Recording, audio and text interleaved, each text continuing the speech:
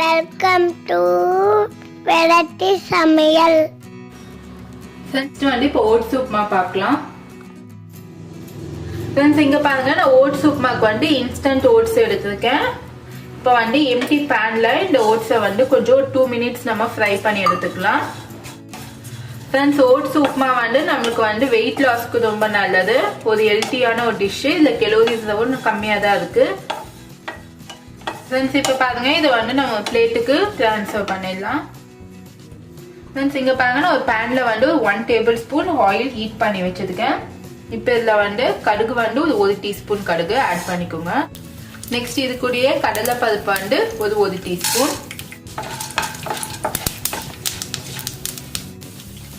Friends இப்போ வந்து இஞ்சி வந்து நான் ஒரு பொடியாக கட் பண்ணி வச்சுருக்கேன், ஒரு சின்ன பீஸு. இதையே ஆட் பண்ணிக்கோங்க. இப்போ இது கூட கருவேப்பிலை, பச்சை மிளகா ஒரு 3 பச்சை மிளகா எடுத்துருக்கேன்.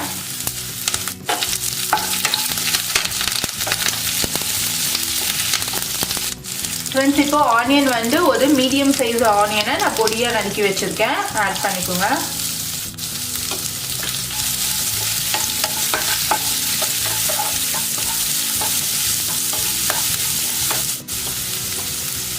இது கூட ஒரு லார்ஜ் கேரட்டு நான் நல்லா பொடியாக நறுக்கி வச்சுருக்கேன்.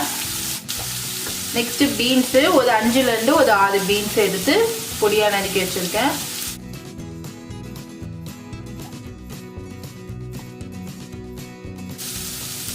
இப்போ இந்த ரெசிபிக்கு வேண்டிய சால்ட் எடுத்துக்கோங்க.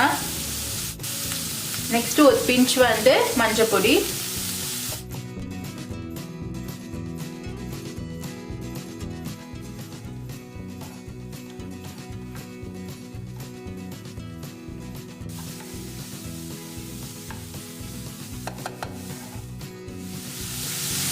ஃப்ரெண்ட்ஸ் இப்போ பாருங்க, நான் 1 கப் வந்து ஓட்ஸுக்கு வந்து 1 கப் வாட்டர் ஆட் பண்ணிக்கோங்க.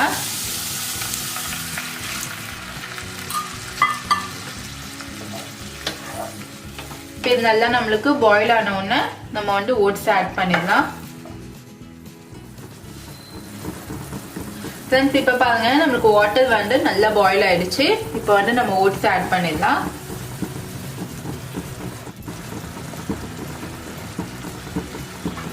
ஃப்ரெண்ட்ஸ் ஓட்ஸ் வந்து நம்மளுக்கு ரொம்ப சீக்கிரமாக குக் ஆகிடும். ஆல்ரெடி இது இன்ஸ்டன்ட் ஓட்ஸாக இருக்கிறதால நீங்கள் வந்து 1 கப் ஓட்ஸ்க்கு வந்து 1 கப் வாட்டரை ஆட் பண்ணிக்கோங்க. ரொம்ப வாட்டர் ஆட் பண்ணாதீங்க.